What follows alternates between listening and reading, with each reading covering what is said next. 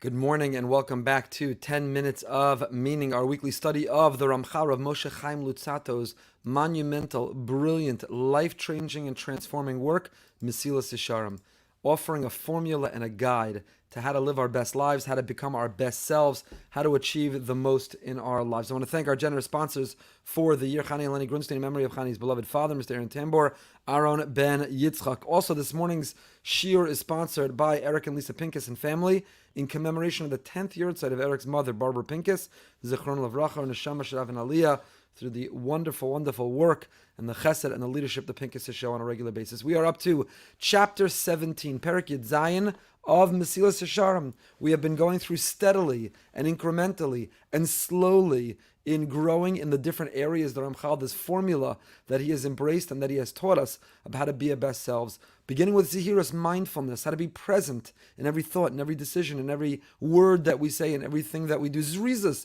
alacrity, zeal, enthusiasm. Don't be apathetic and don't be lazy and don't be complacent, but set goals and make resolutions and then run to pursue in order to achieve them. And then we moved over to Nikias, how to get rid of those voices of temptation, how to try to purge the negative voice of self-sabotage. And then we moved over to Precious, how to live a life of discipline and dignity. And now Tahara, how to not only do the right things, but do them for the right reasons. Tahara, to purify our heart and to purify our mind and to purify our soul and to live a more pure existence, a more pure life. So we're up to Darchei Kniyas Tahara, the way to acquire purity. How do we grow and how do we live that way? How do we achieve that? How do we purify our own minds and our own souls so that our attitude, our approach, our conversations, our interactions in life come from a place of purity? Nathan enjoys St. Louis. Return safely. We began with this last week. Says the Ramchal, acquiring this virtue of living with purity, of purifying ourselves. You know, it's a very noble ambition. In our time, in the world we're living in, it's not considered a goal at all. The goal is happiness, not holiness. The world we live in says, be happy and do whatever it takes to make you happy. And as long as you don't hurt or injure another party, your happiness is what matters most. But we come from a tradition that says, happiness, that's not our goal. Holiness, to live for holiness, to live for tahara, for purity, to be a pure person and a pure soul, to be pure and to be trustworthy and faithful in our relationships, in our interactions, in our actions, in our conversations, not only externally in our deeds, but internally in our mind, in our emotions, in our soul. We don't live for happiness, we live for holiness. And here is the thing, when you achieve holiness, when you live and you strive and you pursue holiness, you find happiness. You're a happier person when you are realizing the reason that we're here, when our soul is on fire, when we are nourishing our soul, and when we are in contact with our soul, we not only are able to live holier lives, but that leads and generates to happier lives. And the way to do that is Yizbonein Abchisas Ta'anugei Ha'olam V'tovosav. A person should be contemplative, mindful, thoughtful of just how repulsive the pleasures of this world are. If you think about for a moment, whatever is your vice and whatever is the thing that is your kryptonite, potato chips, corn chips, chocolate, babka, whatever it is, looking at the wrong things on the internet, listening to the wrong things, repeating the wrong things, whatever is your vice, if you just think about it for a moment, if you let it settle in, if you would contemplate, and if you would meditate, and if you'd ask yourself, is it worth it? Is what I'm absorbing or what am I putting into my body or my soul, will it create a lasting pleasure? Or is it something that is going to sabotage and compromise and corrupt who I am in my pleasure? Will it leave me feeling happy or guilty? Will it leave me feeling proud or ashamed? What will its impact be on me?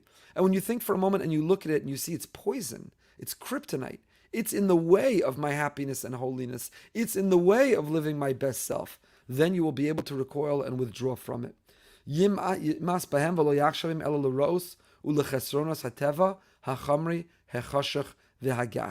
should find them repulsive and see them as ills and defects of a corporeal, obscure, and crude nature.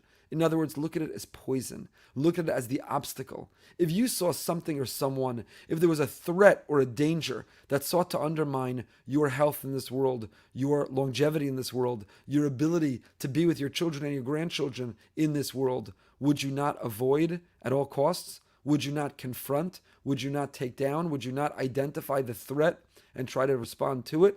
Well, these negative influences, be they physical or spiritual, are threats. Make no mistake. They seek to compromise, they seek to shorten our life, they seek to take away from the meaning and the purpose of our life. And equally, we need to identify, be aware of, and we need to neutralize those threats. We have to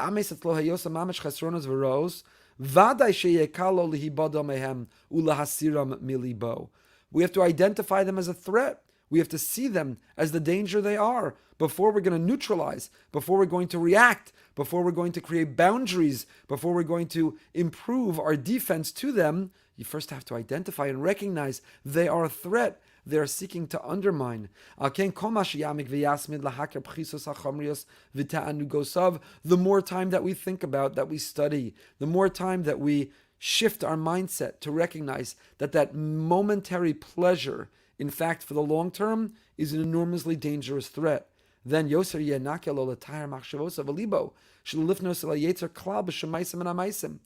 more we can purify our thoughts, the more we can avoid being tempted. Nobody's tempted to consume poison. If you ever ate something and you had a bad reaction, you ever ate something and it left you feeling violently sick, then next time you see it, you recoil. Whoa, that's poison. That's dangerous. I don't ever want to go there again. You're not tempted. You don't have to struggle. You don't have to overcome the urge. You simply look at it and say, not going there again. Never, ever want that reaction. We should look at all the poisons, spiritual and physical, all the poisons that come through our eyes, our ears, our mouth, with our hands. All of those poisons, they threaten us. They are a danger to us. And the more that we recognize, the more we live with that, then the more tahor, the more pure we will be in our thoughts and our attitude and our approach, the less of a struggle it will be. In our actions in relation to the physical, temporary, corporeal, always behave like one who is being coerced. That really want to avoid it, we don't want it. In the same manner that we divided when we defined purity, we spoke about it in two different categories. Our attitude towards our eating and our sleeping and our physical pleasure and our conversations, the physical, external, material world. And the second is in our spiritual pursuit, in the spiritual service, in trying to nourish our neshama, our soul. So just like when we defined purity, there's purity in what I do in the physical world, and there's purity in my attitude and my ambition, my aspiration in the spiritual world. So too in the definition of acquiring, in the recommendations and the suggestions, in the formula for what we need to do to acquire purity, we need to address them separately. So in order to purify one's thought in the domain of the temporary physical worlds,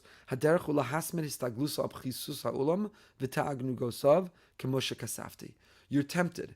You're tempted to look, to say, to speak, to do, to go in the physical world, to eat.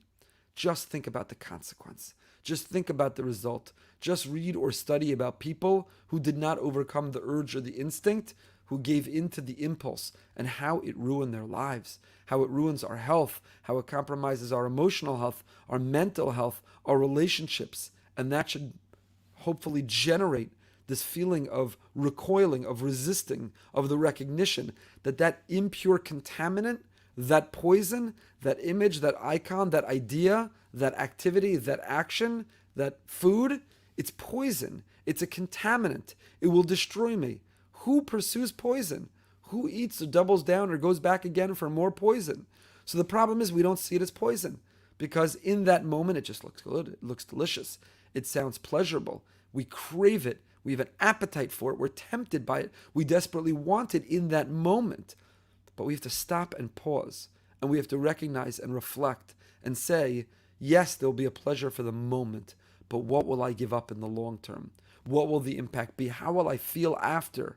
Will it contribute to happiness or holiness? It won't contribute to happiness. It will contribute at most to the pursuit of happiness, but not even to really achieving it. So that's in the world of the physical. Be contemplative. Be thoughtful. Consider for a moment the way that we behave, the lifestyle that we live. What will it create? What will it lead to? What will the end look like? Biroa es hanolad. Fast forward the script and say a lifetime of eating that way, a lifetime of behaving that way, a lifetime of speaking that way, a lifetime of looking at those things, a lifetime of what will it result in? Will my relationships be enriched and enhanced and elevated, or will they struggle? will they struggle? Because that's what I look at. That's who I speak to. That's how I behave. What will my health look like in the long term? What will my lab reports look like? What will my longevity look like? In each of these areas, to not just give in to the urge or impulse of the moment, but to stop and be thoughtful and contemplative, to see ahead and to recognize those Cape Cod kettle cooked once in a while, nothing wrong, special treat. But if they're part of a regular diet, what will it look like and what will the consequence be? 8:45, Living with Emunah. Join us tonight at 9 o'clock. We're going behind the bima. Congressman Richard Torres of the Bronx, New York, who has been a tremendous self-described progressive Democrat, tremendous friend of Israel, and has withstood enormous pressure and hate because of it. We'll be speaking to him as well. We'll have Joseph Borgen, who was terribly beat up and maced in Manhattan last week simply for being a Jew. Both of them are guests tonight behind the beam at 9 p.m. Until next time, and hopefully I'll see you back in 15 minutes for Living with Emunah. But until next time, stay happy, stay healthy,